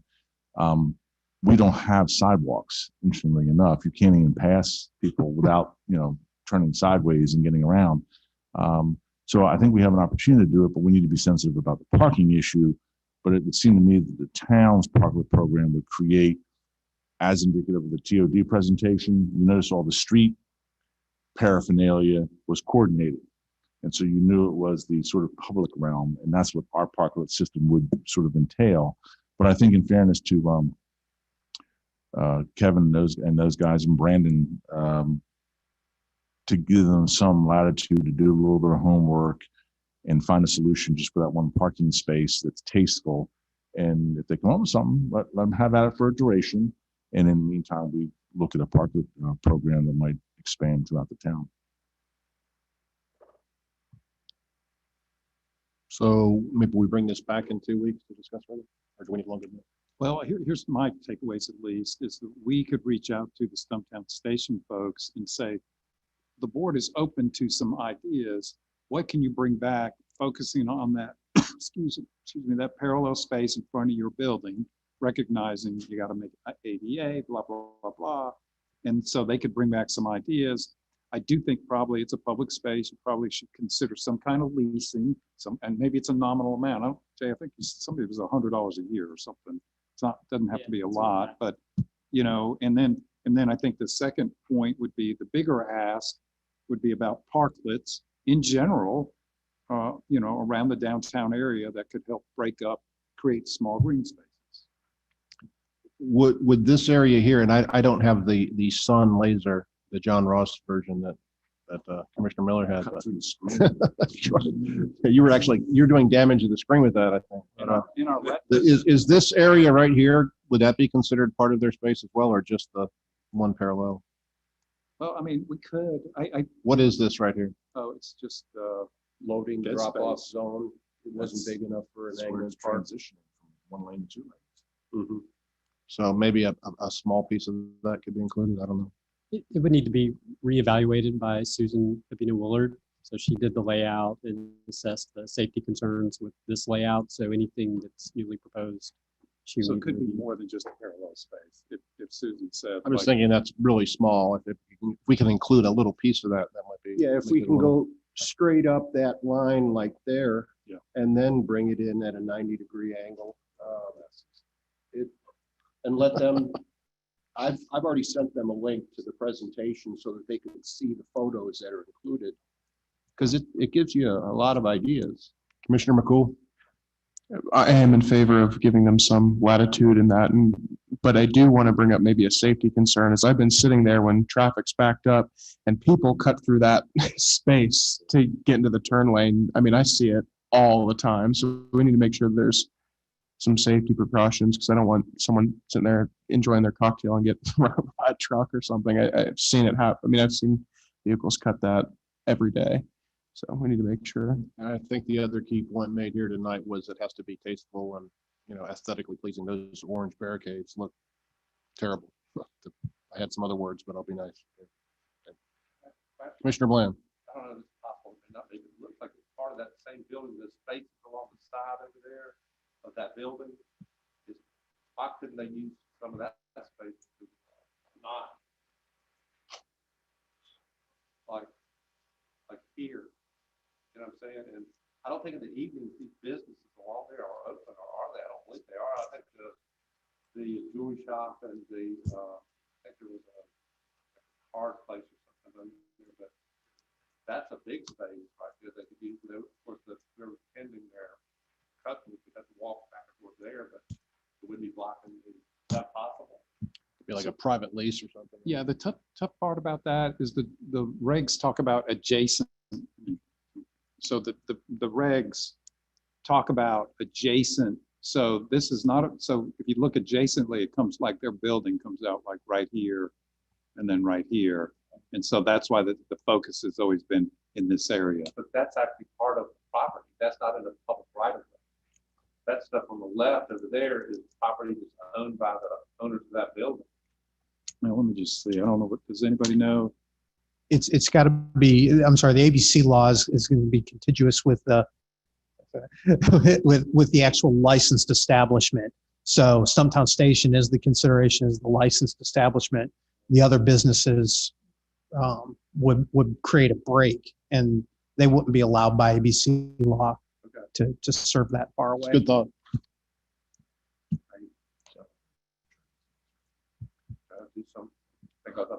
All right, again, Hazen, do we need 2 weeks or a month, or what do we want? So I'd say, let's see, 2 weeks, maybe we bring back some ideas about the parallel space. To me, that's on them, making sure Susan signs off on this, Jay. Absolutely. And then how much time do we need? I would also think the other ask is to look at a parklet program, which is not addressing this, but talking about the bigger picture for the town. 60 days, Jay? Okay. We have the basis of it in place now. It would just be a matter of using some best practices from around the country to crib So from. 60 days for the parklet? Is that Okay, yeah, that's fine. Fine by me. Everybody else all right with that? All right, we're done with this item? He said, you guys ready? Okay, I will add one last thing. Since you all had this discussion, you can look up House Bill 781, which would have allowed social districts around the state, which would allow you to essentially carry a beverage around the municipality to create a district where you can open carry a beverage. It's stuck in, I think it was referred to committee last week, but this conversation is being had statewide. So it's interesting. It's called the Bourbon Street Bill, I think. I think the Bourbon, well, I didn't know that, but if you weren't aware of it. I think we would get a request for more police officers if we.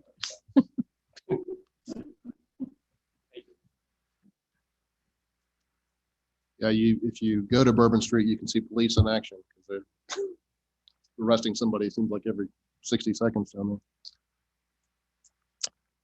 All right, we'll move on to item 10E, consider fence encroachment in the public right-of-way. Hazel. Pretty straightforward, Mr. Mayor. It's town board authorize the manager to sign the encroachment agreement for fence on 523 Deer Creek Drive. That's it. Commissioner McCool. I'll make the motion to have the town manager sign the encroachment agreement for a fence on 523 Deer Creek Drive. Second. Motion by Commissioner McCool, second by Commissioner Miller. I just like to state I'm in favor of this because the fence has been there for 30 years and hasn't caused any issues. So any other questions, comments, Commissioner Miller? I have a question regarding the other fence that's been a topic, backyard versus front yard, et cetera. Could this same encroachment agreement be discussed for that property owner? I believe though that's a zoning matter, and that would be a part of the zoning on that property issue. That would not have anything to do with the public right of way. Okay. All right, we have a motion by Commissioner McCool, a second by Commissioner Miller. Is there any further discussion? All in favor? All opposed? That passes unanimously. Thank you. Go on to item 10F, consider reclassification of police officer position to police public information officer. Captain Tyrell. Thank you, Mayor and Board. We appreciate the opportunity to also talk about this position within the police department of the public information officer. This position has definitely evolved over the years and is become extremely vital to efforts that we have, not only for reaching out and communicating with our community, providing a better, more modern community police relationship, which is extremely important to us at this time, and will continue to be and has been in the past, but will continue to be even more so in the future. It also is an opportunity. The public information officer has grown into something that is not only marketing the organization to the community, but also for potential candidates, where we talk about things like recruiting and trying to attract the best candidates in an extremely competitive market. We believe that the Matthews Police Department, our agency, has one of the best public information officers and programs that are seen anywhere, especially in an agency our size. As if you had an opportunity to go through the memo, public information officer never in the past has had to do things like the social media outreach that we do now, where we're literally reaching hundreds of thousands of people, really across the country. But of course, we're very concerned or very focused on regionally. But it has been a great promotion for us, for law enforcement in general, and especially the police department in the town of Matthews. So with that in mind, we're seeking a reclassification of the police officer, the public information officer's position, from a 17 to an 18, to be more in line with the responsibilities and the level of work that is being done by that position. And also our public information officer is somewhat available 24/7, 365, because we never know when there's going to be a major incident. And so it's an additional burden that position holds that's unique to any other position of a standard police officer. Mr. Whitley. Mayor, I had the opportunity Saturday morning, 9 o'clock, to have bridge building barbershop talk with the barbershop here on right across from Stumptown Park. Myself and Pastor Chuck, along with probably 25 residents, people coming in and getting a haircut. The barbershop owner partnered with WBT and had a host there to talk about town of Matthews and racial bridge building and how can we, and this officer was there, the public information officer was there. He's been on the job, and I know him personally, and I've seen his work. He is tireless, do some things with Matthews. I know he is partnered with Mount Moriah several times, and with kids playing basketball and trying to make community race. I've never seen him complain. He's a slick sleeve, if that's what you would call it, pretty much, and never got into the promotional system. But I'd like to make a motion that we reclassify this position of the PIO from grade 17 to up to grade 18 within the town of Matthews pay plan. Second. Thank you, Commissioner Whitley. We have a second by Commissioner Miller. Is there any discussion? All in favor? All opposed? That passes unanimously. Thank you. I would just like to add that we really appreciate, I know I speak for the entire board, of this officer keeping us informed of what's going on in town on a very timely basis, because when something happens here,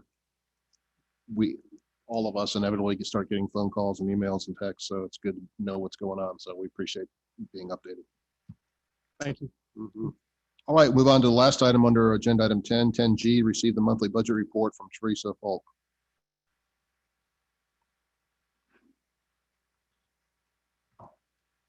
Thank you. Thank you, Mayor and Board. This report is kind of a lot like last month. There are still some revenues, as you can see from the report, that are slightly down from the same time in prior years.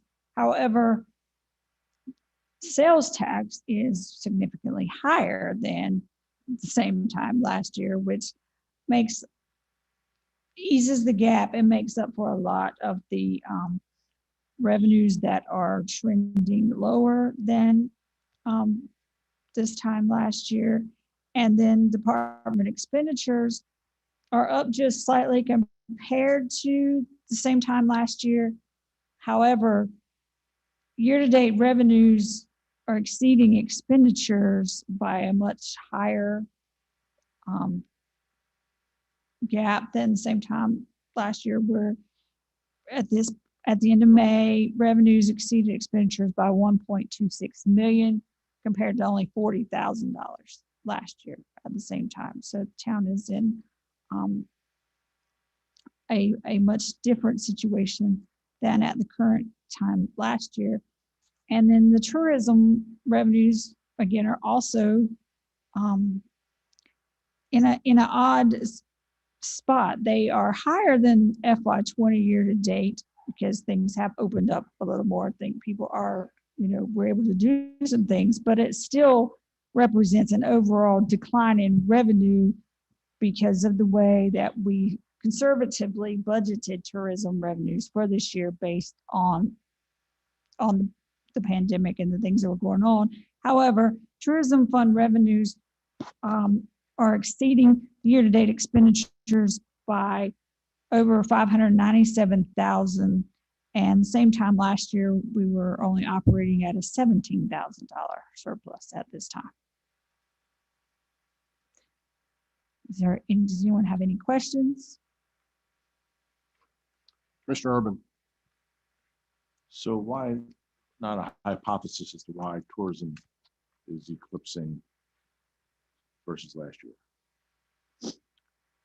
Again, part of it is because we budgeted very conservatively. So we budgeted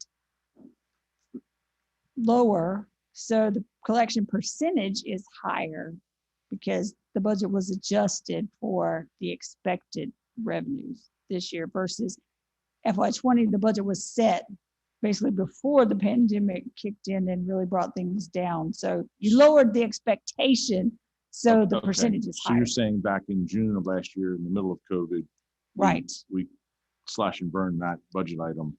Right. Okay. Yeah, Well, we didn't know what was going to happen. Because we didn't know what was going to happen. Gotcha. Any other comments or questions for Teresa? Thank you. Appreciate the presentation.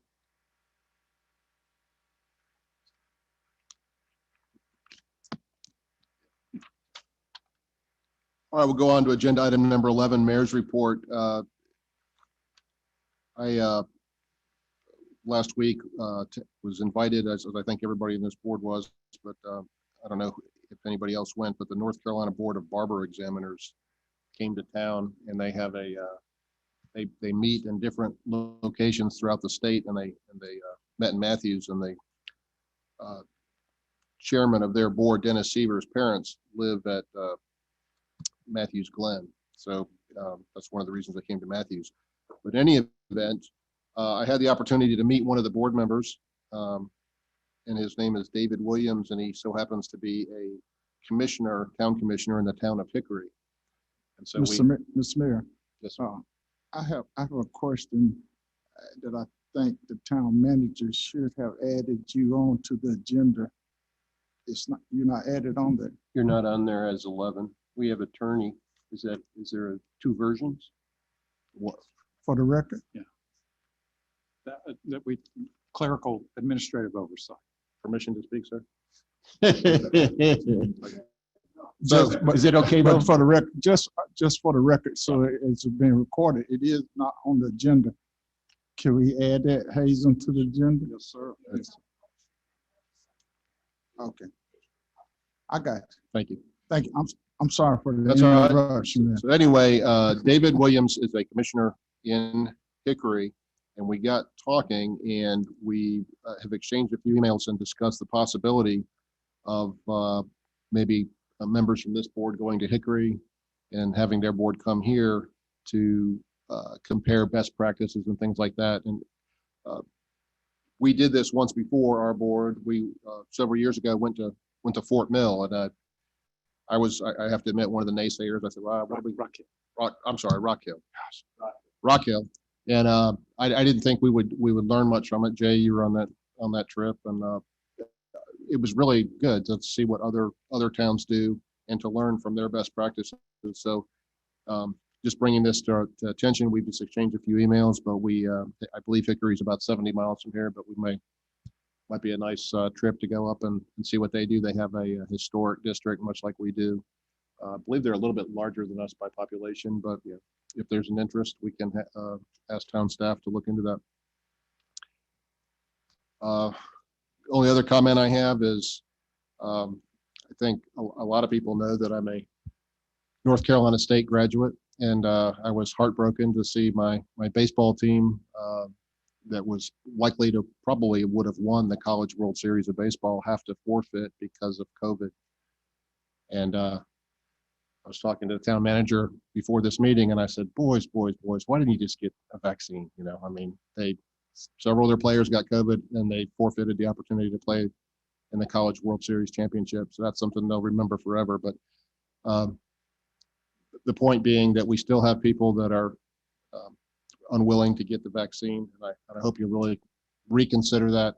I've seen more and more reports about the Indian variant, or whatever they call that now. I think that's Delta. It's not politically incorrect, but the Delta variant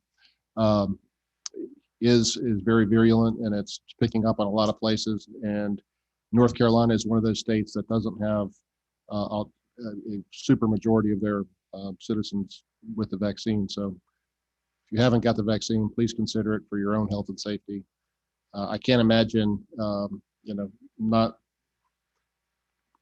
denying the opportunity to get vaccinated and then finding yourself in a hospital on a ventilator and saying, boy, all I had to do was get vaccinated, I wouldn't be here. It would be a terrible feeling. So I think my fellow NC State students there were probably pretty heartbroken by their decisions as well. That's all I have. Now we'll go on to the attorney's report.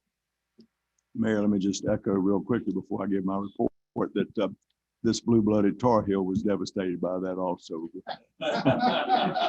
Believe it or not, we do pull for state when we're out of it. So we were devastated. I was anyway. Nevertheless, two quick things. Number one, I want to thank the board for the confidence in allowing me to serve again. In March of 1978, I told the board that hired me that night that it was a privilege to serve this board, and here 43 plus years later, it is still a privilege to serve this board. So I want to thank all of you. And now my first act is under the new contract will be the Municipal Attorney Summer Conference. It's August 5th through the 8th, and I would like permission to attend that summer conference under the travel policies of the city. You need a motion, yes. She won't pay the expenses. I'll make that motion. Okay. Motion by Commissioner Miller, second by Commissioner Bland. All in favor? All opposed? Only because you said those good words about state. And thank goodness, because I submitted my reservation it was today on the town credit card. We'll say that when Charlie started here, he looked a lot like Ken McCool. And that's the truth. Move on to the town manager's report. I do have one thing. So the property that we purchased, the 4+ acres over there on Matthews Mint Hill Road, across from First Halsey Park, the house has been cleaned out and it is ready to rent. And we walked through it the other day. It's in really, really good shape. And so we deal with a realtor because we have 2 other houses on Fremont Street that this company, whatever, manages them for us.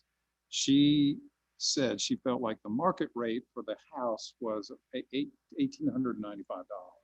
And we charge market rate for the other 2 houses. I wanted to bring this to your attention. Typically, we would not bring this to your attention, but I know Mayor Pro Tem and I had a conversation a while back about affordable housing, you know, and I know we're very excited about ARPA funds really to help us get into the affordable housing market. But traditionally, we've charged market rate for our houses that we own, but it's really at the board's discretion on what you all would like to do. I just wanted to bring that up.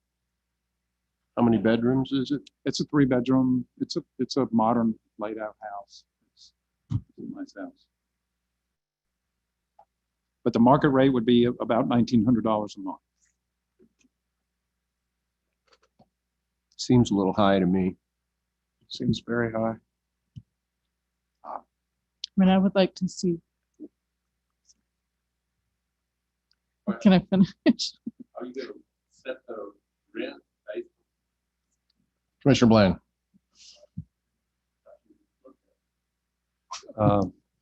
The question in my mind, are we going to have it as a sliding type thing, depending on income? Is that what you suggested for affordable housing? I don't know how we'd go about doing that. That'd be a real can of worms, I would think. How would we approach that situation? If you set it for $1,000, is someone making a huge sum of money? That wouldn't be fair to the taxpayers either. How do you address that issue? Well, obviously, that's the reason I brought up the board. If the board direction is keep it in market rent, we need the money to pay back the debt, we can do that. But I do think we could explore if somebody wanted to say, well, what would we need if somebody were at 60% of AMI or 80% of AMI? And we could reach out to the housing authority. I'm sure there's systems out there like, okay, here's how you verify income, you know, you check credit, whatever you got to do. I just, you know, that's kind of a new area, but it's something we could get into if that's the will of the board. Commissioner McCool. Is there a way we can look into this and maybe come back in 2 weeks? Because this, with the vote tonight on allotting $1.5 million for that, prioritizing that would be an interesting way to get our feet wet, seeing what it looks like before we start this new project.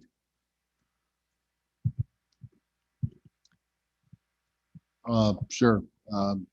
I may be in the minority. I believe, though, I have the same opinion as Commissioner Bland in that I think we ought to charge a market rate. Yeah, it's taxpayers bought the house. We should reward the taxpayers with the maximum amount we get for it. I think there's 2 separate issues. One is the town wants to look at that, look at directing a policy and advertising to everybody else we're doing, but you bought a pricey piece of land, the market rate, actually right up the street, 3-bedroom for rent apartment townhome is $2,000 and that's considered low. So $1,800 for a 3-bedroom is very reasonable in that price point. But I think it's in 2 weeks, they're not going to be able to assemble all the information about what happens at 60% AMI, 80% AMI. You're going to have a policy. I mean, you don't want to go in this willy-nilly, but that's definitely something you want to begin to investigate. But I would say leave it at market rate at this time being. Obviously, it's the will of the board. I think investigating it doesn't hurt. I don't think we're hurting for the rent money next month. That's fine. We can wait 2 weeks for sure. Sure. All right. Is that good? Okay. We'll see what we can pull together. That's it? That's it. All right. Motion from Commissioner Miller, second by Commissioner McCool. All in favor? All opposed? Good night.